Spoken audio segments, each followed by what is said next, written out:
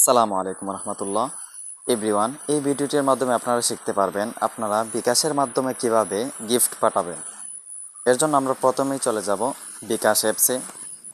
এখানে আসার পর আপনারা অনেক ধরনের ওয়ে পেয়ে যাবেন, যেমন সেন্ড মানি পেমেন্ট। তো আমি সেন্ড মানিতে ক্লিক করব।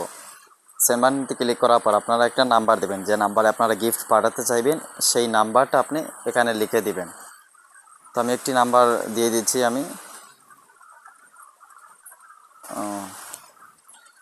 দেওয়ার পরে যে দেখেন সাইডে একটি লাল বাটন আছে, এটার মধ্যে ক্লিক করব। এখানে দেওয়ার পর হ্যাঁ এখানে দিয়ে দিব নাম্বারটি সঠিক।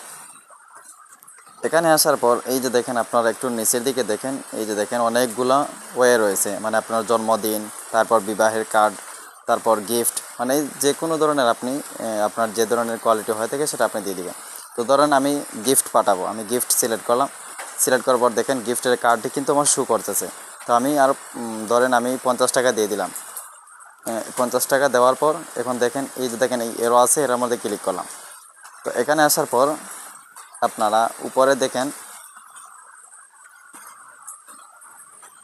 কার্ডের মেসেজ আপডেট করুন, ঠিক আছে, এটার মধ্যে আমরা ক্লিক করব। এখানে আসার পর আপনারা আপনাদের পছন্দের মতো আপনারা এখানের মধ্যে লিখে দিতে পারবেন, যে কোনো ধরনের টেক্সট আপনারা লিখে দিতে পারবেন।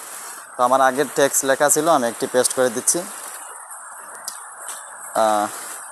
তো ওয়েট করেন, এই যে দেখেন আমি পেস্ট করে দিয়েছি, ঠিক আছে। তো দেখেন এটা কেমন হচ্ছে আমরা দেখতে পাচ্ছি, নিচের দিকে গিয়ে আপনারা অবশ্যই দেখতে পারবেন। তো আমি আর একটা টেক্সট দিয়ে দিচ্ছি। দেওয়ার পর এই যে দেখেন একটু নিচের দিকে গেলাম, এই যে দেখেন এইরকমভাবে কিন্তু আপনার কার্ডটা শো করবে, ঠিক আছে। তো আপনারা এখানের মধ্যে সাইনও দিতে পারবেন, আপনাদের স্বাক্ষরটাও দিতে পারবেন। তো কীভাবে দেবেন, আবার আমরা উপরে চলে যাব। উপরে যাওয়ার পরে যে দেখেন স্বাক্ষর লেখা আছে, ঠিক আছে। তো এখানের মধ্যে আপনারা আপনার নাম দিয়ে দিবেন, অথবা যে আপনারা পাঠাবেন এটা নাম দিয়ে দিবেন। তো আমি আমার নাম দিয়ে দিচ্ছি।